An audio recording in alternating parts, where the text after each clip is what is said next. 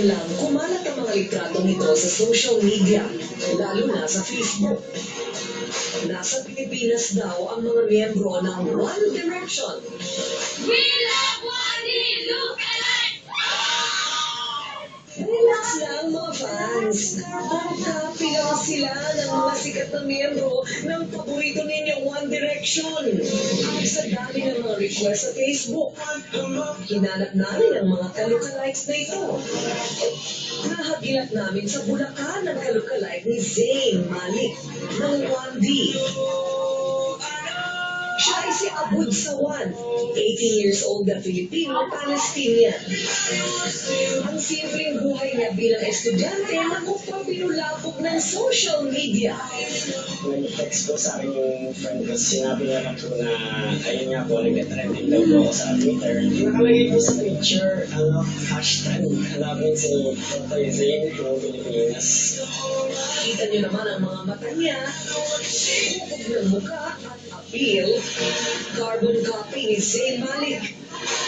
Kahit napapagod, hindi nagsasawa si Abud sa pagsagot sa messages ng fans niya sa Facebook.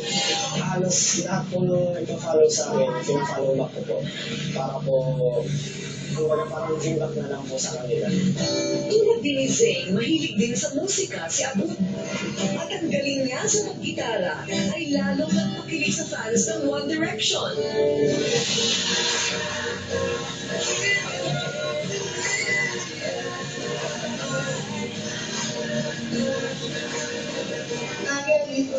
She gets to work alright.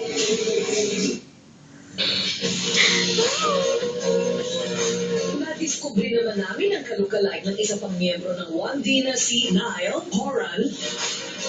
Siya si Luke Parfit, 24 years old na British Filipino, panganay sa tatlong magkakapatid. 5 years old pa lang daw siya nang maghiwalay ang amang Briton at ang kanyang ina. Nang mauso na ang social media, nagbakasakali siyang hanapin dito ang kanyang tatay. Naghanap ako ng mga ka-apelyido ko. Naranasan ko na rin nakasabihan ako impostor, wala akong karapatan naging parfit, hindi daw ako mukhang foreign. Okay lang, don't lose hope. Kung hindi pa niya mahanap ang kanyang ama, natagpuan naman niya sa mundo ng internet ang pagmamahal ng mga fans ng One Direction. Masaya kasi kino-compare ka ng mga tao sa sikat na tao, sa matataas na tao. Nakakatuwa kasi bilang doon, dumadami yung kaibigan mo tapos sikat ka na rin. May talent din siya bilang entertainer. Para naman sa mga team bahay ng One Direction, hindi man nila makita ng personal ng 1D, masaya na rin sila na makita at makilala ang mga ka-lookalike ng kanilang idol. Parang makita na din po namin yung 1D. Parang nakakaya rin sa akin na yung mga sila dito. Walang kaalam-alam ang team bahay na makakaharap nila ng personal ang dalawa sa ka-lookalike ng 1D. Nasorpresa sila at napasigaw pa. Kinikilig. Para na rin daw nilang nakaharap si Zayn Malik sa katauhan ni Abud at si Niall kay Luke Parfit.